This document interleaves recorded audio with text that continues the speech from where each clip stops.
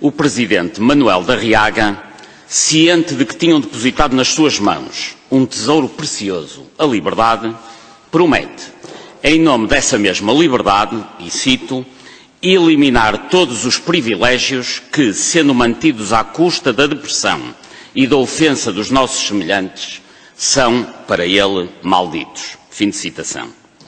A eliminação de privilégios malditos, porque o são à custa de uma sociedade deprimida, deve ser a primeira das preocupações da Assembleia, que é herdeira do nome e dos princípios da República de Manuel da Riaga. Justamente por ser da República, esta Assembleia deveria combater todo o tipo de privilégios indevidos na defesa da ética republicana e dos ideais de liberdade e igualdade que informam o mundo democrático contemporâneo. Mas, se é verdade que hoje vivemos em liberdade, é também certo que, infelizmente, a nossa democracia carece de um enorme aprofundamento e melhoramento. A proximidade entre interesses privados e o bem público é, à época que vivemos, a regra vigente da promíscua política nacional. Este é um problema generalizado que se tem feito sentir nos diversos governos, nas entidades reguladoras, mas que assume particular relevo e particular simbolismo naquele que é o primeiro dos órgãos representativos do regime, o Parlamento. No Parlamento português, nas últimas legislaturas, têm sido inúmeros os deputados que, de forma aparente, potencial ou real, se colocaram ou colocam em situação de conflito de interesses. As ligações empresariais dos deputados fazem-se sentir nos múltiplos setores, mas principalmente naqueles em que a promiscuidade com o Estado é mais rentável, das obras públicas ao ambiente, das finanças à saúde, da agricultura à promoção imobiliária. Há dezenas de deputados que acumulam a função parlamentar com a de administrador, diretor, consultor ou advogado de empresas que desenvolvem grandes negócios com o Estado. O primeiro grande símbolo da promiscuidade excessiva entre a política e os negócios terá sido, talvez, Duarte Lima. Acumulava o seu papel de representante do povo e do Estado português com as funções de consultor de grupos que faziam negócios com esse mesmo Estado português, como era o caso do grupo construtor Mota. Assessorava até então entidades cuja atividade depende de despachos administrativos, como é o caso da Associação Nacional de Farmácia e outros. Quem servia então este ex-líder parlamentar Duarte Lima? O povo que o elegera ou as empresas que lhe pagavam?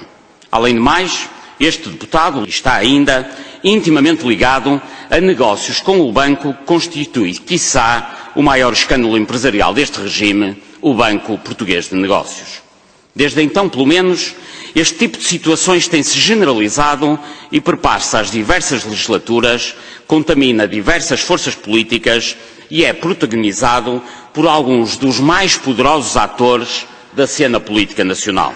Ainda na legislatura anterior, de máxima importância para o que vou dizer a seguir, quando reunia a então Comissão Parlamentar de Obras Públicas, que analisou, decidiu e supervisionou a legislação relativa a parcerias público-privadas rodoviárias, cerca de metade dos seus membros estava então diretamente ligado ao setor imobiliário. Afinal, que interesses ali se defendiam naquela comissão? Os deputados empresários representavam o povo, os cidadãos que os elegeram junto do setor, ou o setor empresarial das obras públicas que tanto hoje beneficia de rendas agiotas das parcerias público-privadas? Quem representavam aqueles senhores? Já na atual legislatura, e mantendo-se a mesma situação, Comissão de Agricultura, o deputado Manuel Isaac tutela, em nome do Parlamento, um Ministério, o da Agricultura, que por sua vez influencia a atribuição de subsídios à empresa de que é gerente. O atual Presidente da Comissão Parlamentar de Segurança Social, o deputado José Manuel Canavarro, é consultor do Montepio Geral, banco cuja ação se situa na área da solidariedade. O deputado Ricardo Batista Leite, quando se desloca a eventos, comemorações e inaugurações, fala hoje na dupla e ambígua representação, ora da Assembleia da República e do Povo, ora da Glint Healthcare Solutions. O deputado Couto Santos, membro da mesma comissão e que simultaneamente acumula como administrador da Monte Adriano, entre outras construtoras, sempre que estão em causa obras em hospitais, centros de saúde ou outros equipamentos de saúde.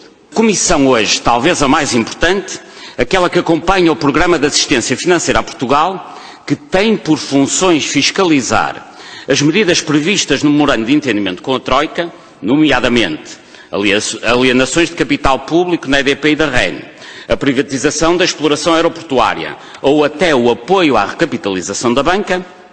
Nesta mesma comissão tem assento o deputado Miguel Frasquilho, que trabalha na SI, entidade do Grupo Financeiro Espírito Santo, que ainda por cima é justamente a empresa que assessorou os chineses na compra da EDP.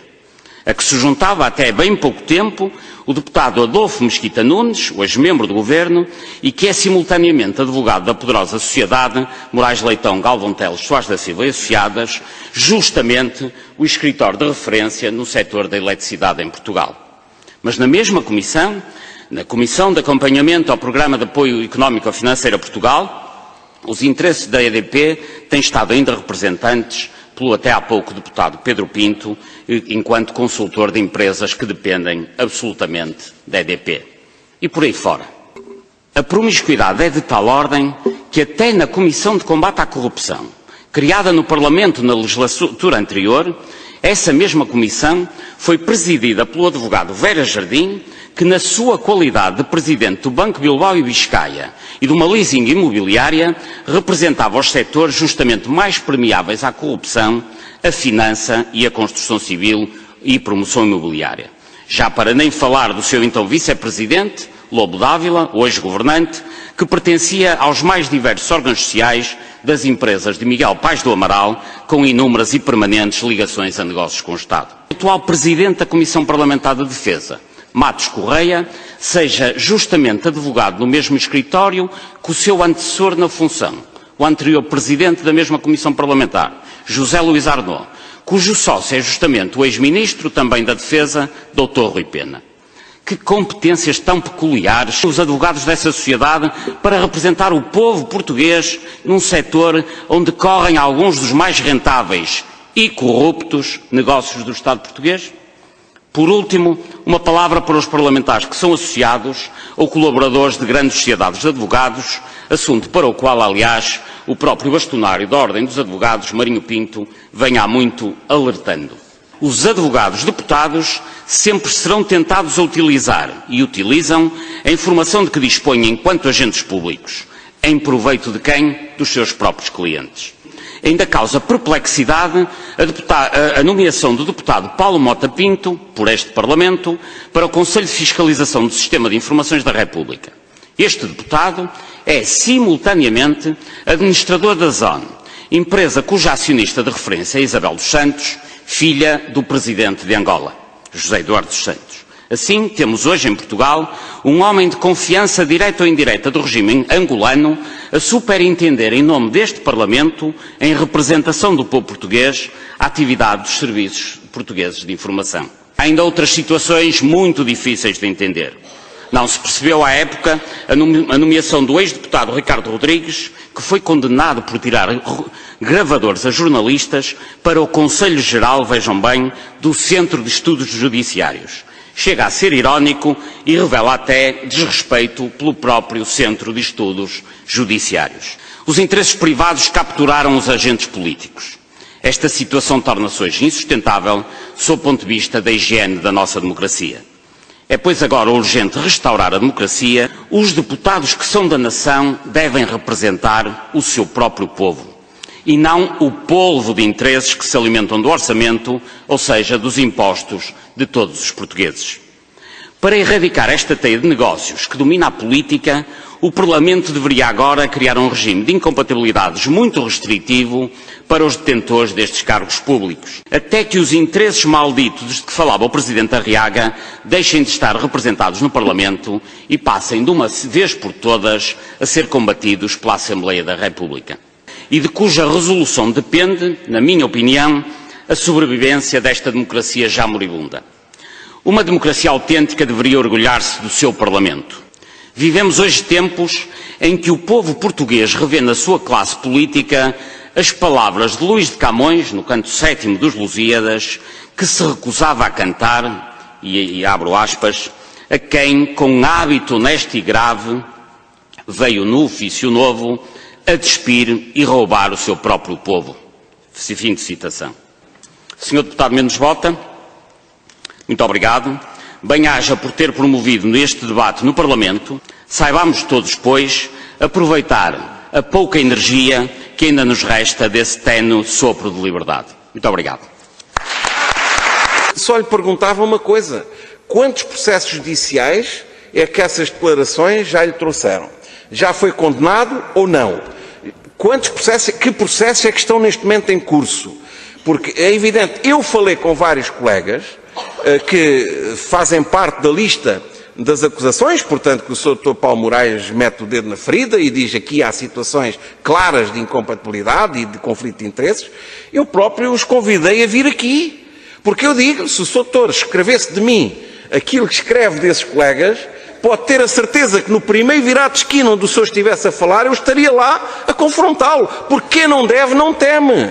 E, portanto, é uma oportunidade perdida de alguns colegas terem vindo aqui e nós também ouvirmos os argumentos do outro lado. As incompatibilidades e os conflitos de interesses não existem apenas no Parlamento. Em Portugal é um fenómeno generalizado na política, no Governo, no Banco de Portugal, nas entidades reguladoras, nas maiores câmaras. Portanto, isto é um problema generalizado. Naturalmente que eu hoje falei aqui apenas da incompatibilidade de deputados, primeiro porque é o tema do debate e em segundo lugar porque a incompatibilidade dos deputados e este tipo de conflitos de interesse é particularmente mais grave porque, queiramos ou não, a Assembleia da República é sede da democracia, enquanto sede tem outro tipo de responsabilidade de parlamentares que está nesta situação ambígua de ser deputado e ter interesses privados é de facto de dezenas, não é efetivamente a maioria. Quando nós falamos de um Parlamento de 230, devem ter reparado que eu falei, algumas dezenas, são cerca de 50 e tal, que têm este tipo de conflitos de interesses mais patentes. O que quer dizer que há uma maioria que não tem este problema. O que é grave, no meu ponto de vista, é que toda essa maioria de deputados deveria tentar resolver este problema. Ou seja, eu acho que todos aqueles que não fazem nada no sentido de mudar este tipo de situação, não sendo culpados, são cúmplices. E, de facto, a única exceção é, efetivamente, o deputado Mendes Bota, que, pelo menos, está aqui preocupado com o assunto, e eu não tenho visto, e falo com muitos parlamentares, igual preocupação de parte de mais nenhum deputado, a não ser, de facto, honra lhe seja feita, o deputado Mendes Bota, porque há aqui um pequeno problema, é que, curiosamente, os que fazem mais negócios são os que, na hierarquia partidária, têm mais poder. E, portanto, são esses que têm possibilidade de escolher os outros, que, das duas, uma, ou estão ali para os pagiar e abanarem a cabeça a tudo que sim. O único processo que eu tive até hoje de deputados por causa deste tipo de intervenções foi de um deputado que se chama Altino Bessa,